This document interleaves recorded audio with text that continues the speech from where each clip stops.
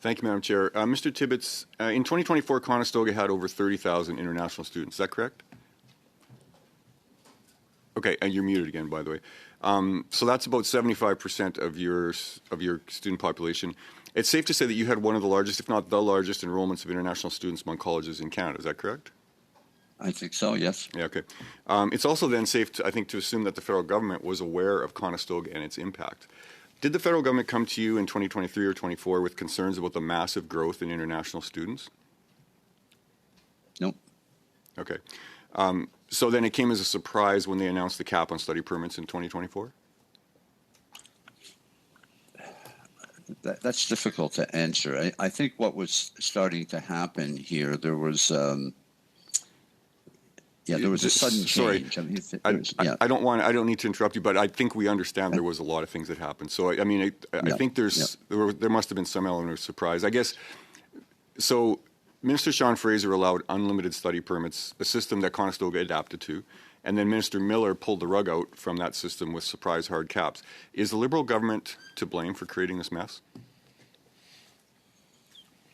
Well, I think that that what we have done all along is worked with the feds, worked with the province, worked with municipalities and industry, and they certainly wanted us to grow dramatically because they couldn't fill positions across a wide range of industries, healthcare, skilled trades. It's a huge issue in our community. So there's no question that we needed to grow dramatically. You're saying the federal government was encouraging you to grow those student populations as much as you could?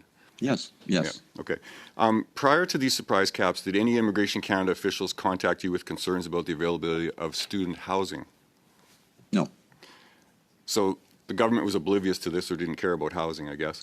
But also we added, just so you know, we spent about $300 million on additional housing, leases, purchasing.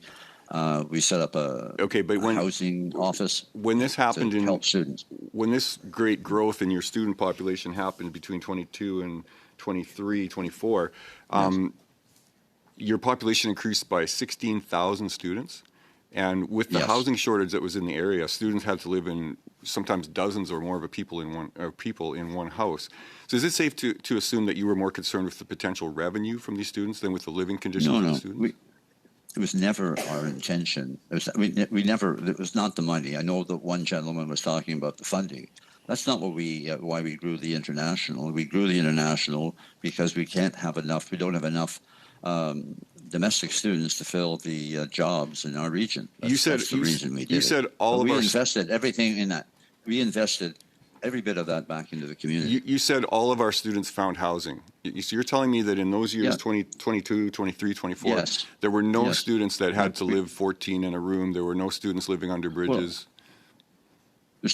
I don't think anyone was living under a bridge. I know there was a picture, but I don't think anyone was. In our area, students, don't forget, we were across 6 cities. And so students were able to find places with our help. We know that because we work with the students. Now, some students may have lived in there may have been a few people when let's 3 or 4 people in a house. Let's switch gears and talk about living expenses. The Liberals required students to have $10,000 a year, which you must have known was not enough to live in the region. But you didn't do anything about this, and that caused students to go to food banks to survive.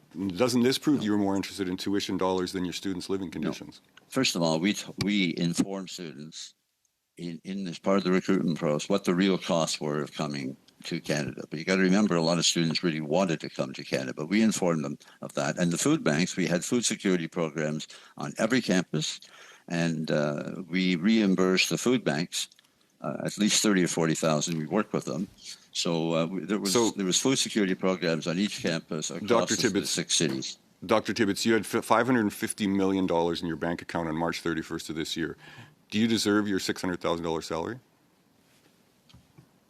That's the salary I'm being paid by, and I take the job very seriously. And we have poured at least $500 million back into the community. This year alone, we're spending about $140 million on investing. I've one last question. We're spending $80 million a year. When you spoke about your colleague and called him a whore, he was speaking about the bad actors. Conestoga's name always comes up in that list. Is Conestoga a bad actor?